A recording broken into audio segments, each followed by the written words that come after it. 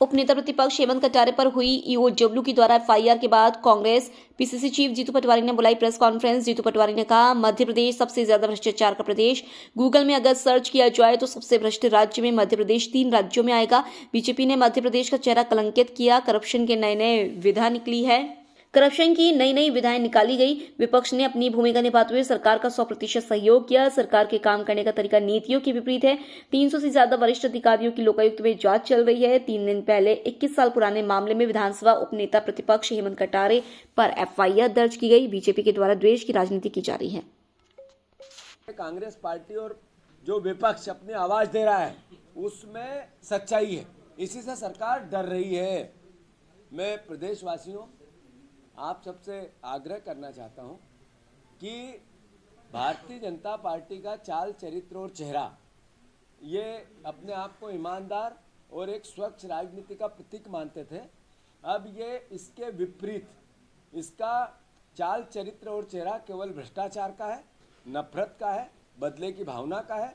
और जिस तरीके से ये विपक्ष के नेताओं को बिना काम से सरकारी, जो राहुल गांधी जी कहते हैं कि पंगु बन गई है स्वायत्त संस्थाएं, सरकारी संस्थाएं जो लोकतंत्र को मजबूत करते हैं, उसमें ही ये ईओडब्ल्यू का केस। मेरा सवाल है मोहन यादव जी से कि हेमंत कटारे जी पे आपने जो एफआईआर की, क्या ऐसा एक ही केस है पूरे प्रदेश में? इस समय ऐसा अलॉटमेंट और नहीं हुआ था? और फिर सबके साथ एक जैसा व्यवहार क्यों नहीं हुआ? जिन अधिकारियों की इसमें संदिग्धता थी उनको आपने क्यों छोड़ा? आपका सीधा सीधा मामला बनता है कि आप राजनीतिक प्रतिशोध से काम करना चाहते हैं।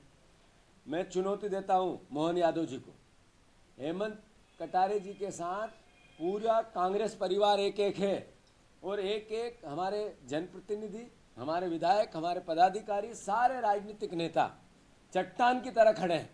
आप इस तरीके से अगर लोकतंत्र को दबाने और डराने की बात आपके मस्तिष्क में है तो कृपया करके आपका इलाज करा लें। ये निकाले कीड़ा। हम उन लोगों में से है नहीं कि आपके इस व्यवहार से डरेंगे। और जहाँ तक प्रश्न है इस पूरे प्रकरण का टेक्निकल, ये सिविल का मामला है। आपने नहीं, ये अपने सिविल का मामला है, तो आपने इसको इस तरीके से क्राइम प्रेजेंट करके क्या कहना चाहते हैं? क्रिमिनल केस करा क्यों आपने? अगर ये सिविल का था तो सिविल के तरीके से इसका आर्ग्यू सरकार की तरफ से हो सकते थे और कोई गलत बात थी तो उसका कोर्ट में संज्ञान लेती। पर ये एफआईआर करना सिर्फ मैसेज है, डराना। तो मैं समझता हूँ हेमंत का जैसा व्यवहार है, जैसा उसका स्वभाव है, वो डरने वालों में से तो नहीं है। अरे सच तो ये था कि प्रेस कॉन्फ्रेंस लेके उन्होंने कुछ साक्ष्य दिए और भूपेंद्र सिंह ने कहा मैं राजनीति छोड़ दूंगा। उस दिन से चुप हो गए। आज वो राजनीति कहाँ है? छोड़ी कहाँ है? इस्तीफा कहाँ है? आपके नेताओं का चाल चरित्र चेहरा हो कैसा गया है? करप्शन इतना कि सौरभ शर्मा के केस में पूरा लोकायुक्त और पूरी भारतीय जनता पार्टी की सरकार सिर्फ इसमें लगी है कि रफा दफा कैसे हो जाए। जो बड़े मगरमच्छ है उनको छोड़े कैसे?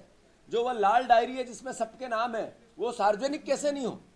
अरे आपने 20,000 करोड़ रुपए पिछले सरकार आपकी बनी जब से आप हर 5 साल में घपला करते हो, चोरी करते हो, डकैती करते हो। सारे नेता आपके, सारों नेताओं की जो 20 साल में पावर में रहे, अगर उनकी बैलेंस शीट चेक की जाए तो सब 500 गुना, 1000 गुना बड़ी है। तो ये पैसे